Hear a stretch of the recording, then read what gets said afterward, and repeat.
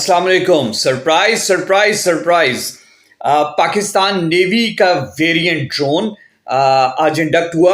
और सरप्राइज इस लिहाज से कि मैं इससे पहले भी ये बात कर चुका था कि ड्रोन्स हमारी स्ट्रेटजी का बहुत अहम हिस्सा है, लेकिन drones for Afghanistan primarily we were relying basically on J-10Cs and JF-17 thunder block 3s।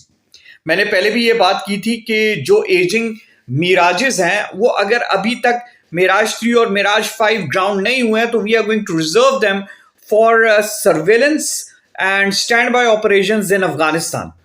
और हमारे F-16 ब्लॉक 50-52 और F-16 ब्लॉक 15 MLUs ये हमारे जो हैं वो ऑगमेंट करेंगे पाकिस्तानी JF-17 थंडर ब्लॉक 3 और J-10Cs को। और ऑफ कोर्स ये हमारा मेन पंच होंगे। लेकिन आज जो नेवल वेरिएंट लॉन्च हुआ पाकिस्तानी ड्रोन का, जो कि एक medium altitude long endurance drone है, अब हम इन ड्रोन्स को भेज सकते हैं इंडियन नेवी की सरफेस वेसल्स के लिए और सबमरीन्स के लिए। जहां तक बात है इंडियन एयरक्राफ्ट कैरियर की, तो of course Indian aircraft carrier एक बहुत बड़ा थ्रेट है, लेकिन क्या वो थ्रेट पाकिस्तान के अगेंस्ट डिप्लॉय भी होगा? ऑपरेशन के पॉइंट ऑफ व्यू से मैं बात कर रहा हूं। ऑफ कोर्स डिप्लॉयड तो वो है, लेकिन क्या वो इंडियन एयरक्राफ्ट कैरियर अपने तमाम बैटल ग्रुप के साथ पाकिस्तानी कोस्ट लाइन के करीब आएगा, अपने कैरियर बैटल ग्रुप को एक्सपोज करेगा जो पाकिस्तानी एंटी सबमरीन और एंटी सरफेस वेसल प्लेटफॉर्म्स है उनके अगेंस्ट? अब उन प्लेटफॉर्म्स में एक ड्रोन्स का इजाफा भी हो चुका है।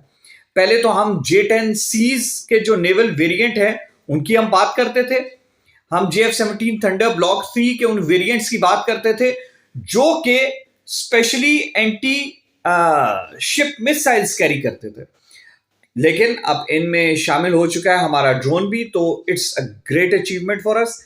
Pakistani air force, Pakistan navy, Pakistan army को ज्यादा से ज्यादा ड्रोन्स को एक्वायर करना चाहिए। डिफरेंट मिशंस के लिए डिफरेंट ड्रोन्स की जो कैपेबिलिटी है उनको वे इन करना चाहिए। बहुत सारे ड्रोन्स के बहुत सारे ऑब्जेक्टिव्स होते हैं। हमने रशिया यूक्रेन वॉर में देखा कि कैसे बहुत बेसिक ड्रोन्स को, क्वाडकॉप्टर्स को बेहतरीन तरीके से यूटिलाइज किया गया टू कॉज मैक्सिमम डैमेज। तो जहां पे हम बड़े medium altitude long endurance drones की हम बात करते हैं, वहां पे क्वाडकॉप्टर्स, वहां पे स्मॉल ड्रोन्स, वहां पे इवन सबमरीन्स एज ड्रोन्स।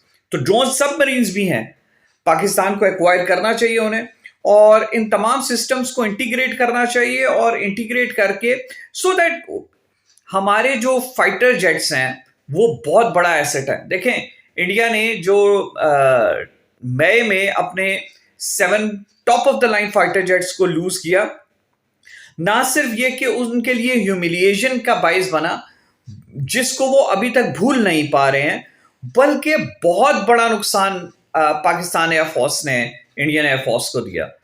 तो Pakistan air force should get more and more of the drones, और क्योंकि ये वो टेक्नोलॉजी है कि अगर खुदा न खास्ता कोई ड्रोन ऑपरेशन के दौरान हिट भी हो जाता, अपने ऑब्जेक्टिव को अचीव नहीं भी कर पाता है, it gets shot down, it doesn't make as big headline as a fighter jet. लेकिन छोड़ें इकोनॉमिक्स और इकोनॉमी, तो एक बात हो गई, हम अपने पायलट की लाइफ की बात कर रहे हैं कि send less of your pilots into active combat and more of the drones.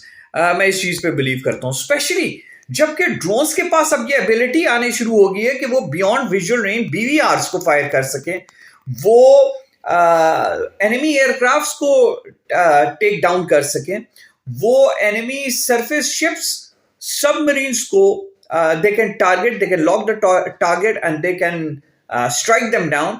तो it's a good thing।